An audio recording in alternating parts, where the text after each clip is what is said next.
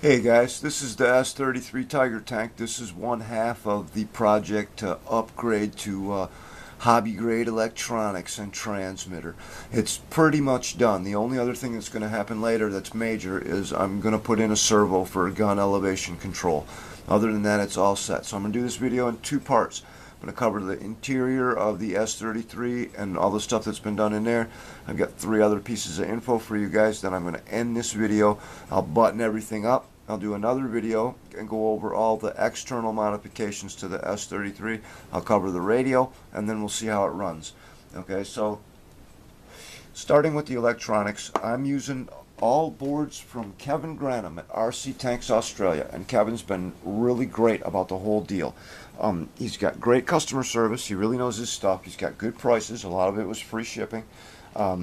It's been pretty cool. He's answered all my emails promptly and babied me through the upgrade.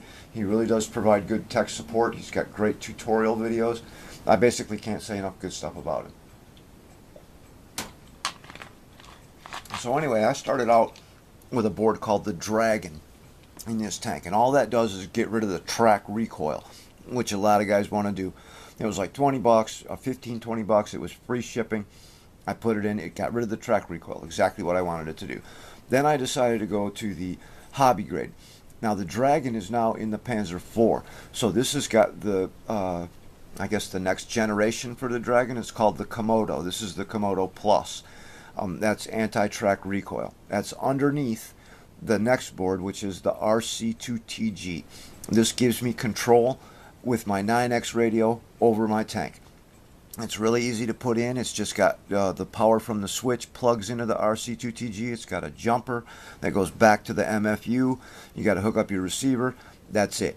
It's ready to go. Gives you hobby grade control over your tank.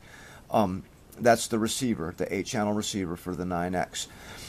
This is one of the great things about RCTA boards. You can start wherever you want to and add a little bit as you go. And they're, like I said, most of them got free shipping. When I did have to pay shipping for stuff, it was only like 14 bucks. So from Australia to Detroit, that's pretty good. When I got the lower hull for the Ag Panther from DKLM, that was $70 for shipping. That's 70 bucks. That's a black steel gearbox, you know. So anyway, I put in the RC2TG.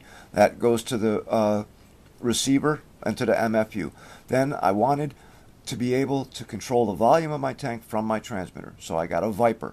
It was another board, about 20 bucks. It's really literally plug and play. It's got a 3-pin plug that plugs into channel 6 on your receiver. It's got a 3-pin plug coming off the other end that plugs into your MFU, and bang, you're done. That's it. You got a pot on your transmitter that can turn your volume up and down. I'm 90% certain that the Viper will work with just about any transmitter out there. Now, I could be wrong. It might only work with the 9X. You'd have to email Kevin to find out about that if you don't have a 9X radio. Mine is a Turnigy 9X, and I'm thinking about getting a 9XR as well, and maybe the Free Sky so I can get model matching. But that's a whole nother story. So that gave me volume control. Now, the turret control, like I said, I'm going to go to servo elevation, but the turret rotation control, the Tijen MFU has basically got two speeds. That's dead stop and go like crazy. And I wanted more than that, okay? So I got a Gecko. The Gecko is basically just a dual motor controller.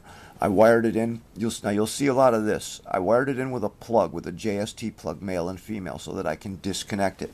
When I broke into the wire for the motors, let me get you guys a little closer. When I broke into the wire for the motors, I took the wires from the daughter board and I added a JST plug and just stored it right there. If I ever want to go back to the Tijen MFU, all I've got to do is disconnect from here and reconnect to here and coil up and bind the wires, and then I'm good to go. I'm back on the MFU. Why I would want to do that, I have no idea, but I do that kind of stuff. So anyway, that was the Gecko. That gives me that I can creep the turret rotation. You'll see that in action shortly. That was pretty easy to install. You got to put in a Y adapter.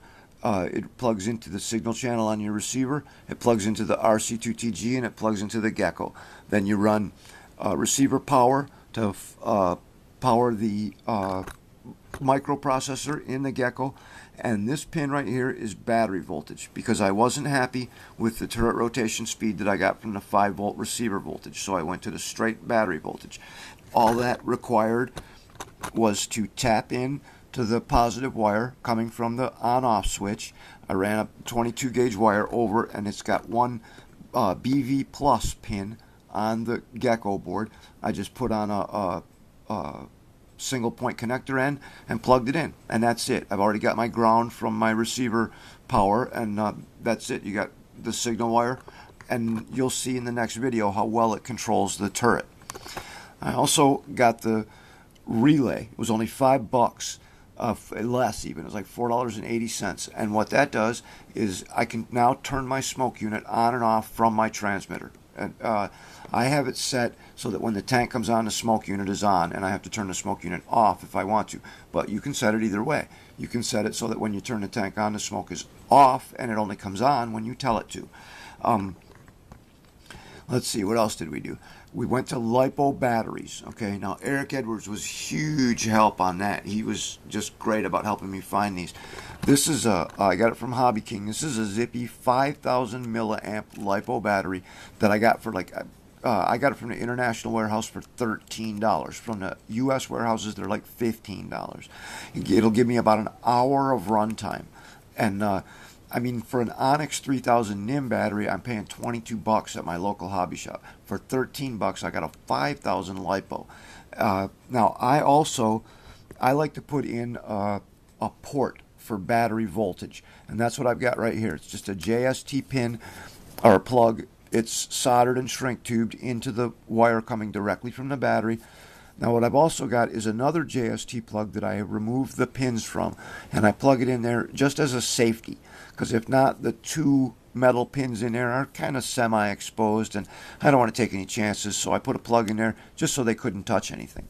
I'll use that if I want to put in a heavy-duty smoke unit. That when I do the smoke units with the 10 ohm resistor, the 10 ohm resistor runs off a straight battery voltage. So there's where I can draw straight battery voltage, or for any other thing that I want to use it for.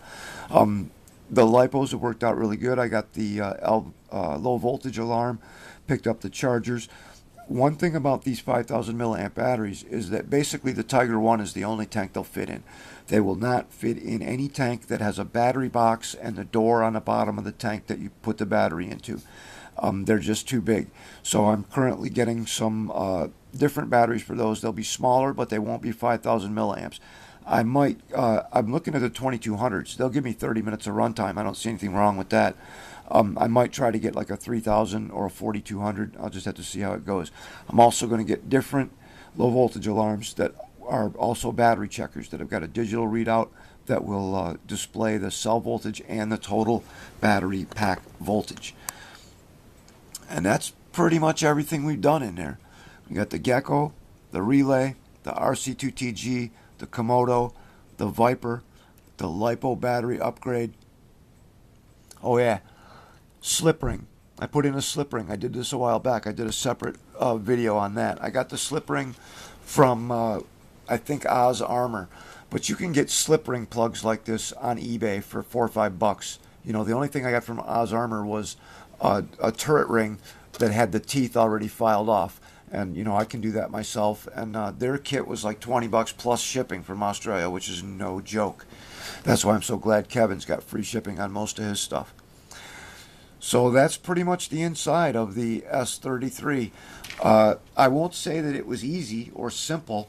For me, it wasn't. I don't particularly care for working on electronics. It's not why I got into the hobby. I really don't find it to be a whole lot of fun.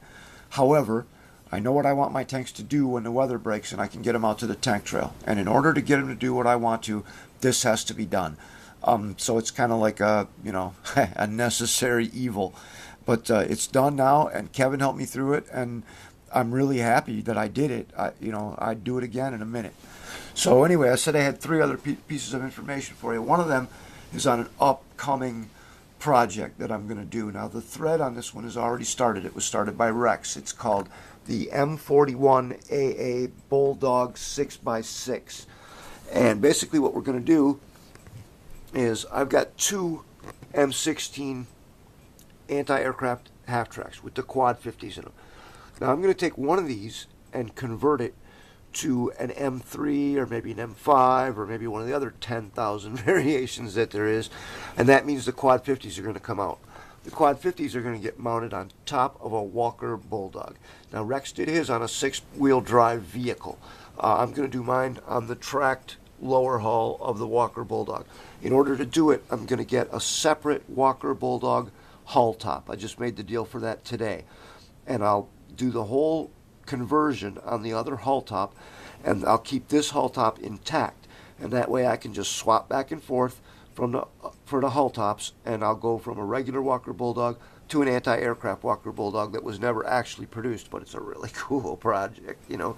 So anyway, that's one piece. The other piece is, I've been told that I have on the way a set of photo-etched bed spring armor for the T-34. I'm going to do a review on them. It's a Blue Star photo-etched set. Now, this is my T-34. It's a Heng Long, and I intend to convert this to a parade version tank, the kind of tanks that Uncle Joe Stalin had the big parades in Red Square, and, you know, there'd be 10 zillion tanks and soldiers marching and all that stuff. And on those tanks, they painted the sidewalls white. They're all dressed up and spiffed up, you know. And that's how this tank's going to be. That means I'm not going to put on bed spring armor. So after I do the review, I'm going to give it away. It's going to be a drawing. I'll do the review. All you'll have to do is post to the thread and say, please enter me in the drawing. After about a week, I'll go through the thread. I'll write down everybody's name on a little slip of paper. I'll put them all in a hat. I'll draw out a name. I'll do it on camera so you can see that it's all on the up and up. And whoever's name comes out, they get the photo etch kit from Blue Star Models for free. All they got to do is private message me their address, and I'll even cover the postage. So that's the second piece of information, was the bed spring armor. And the third one, this is kind of cheesy, but I don't know. Does anybody got one of these besides me? I got it at Walmart for $40, man. And yeah, it's a toy, and it's cheesy as heck, but it sure is fun, man. But if you do pick one of these up, here's a tip for you. And I don't know if they do this for everybody, but I called them up. I called the number on the box and asked about getting another set of these foam darts. I said, I got my, if you take Visa, I'll buy them right now. The guy said, listen, we'll send you the first set for free.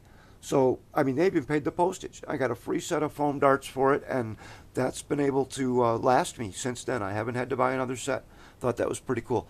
I don't even remember the brand name on this. I'm sure you guys have seen them, though. Ignite, I think. They're kind of like the New Bright trucks, you know.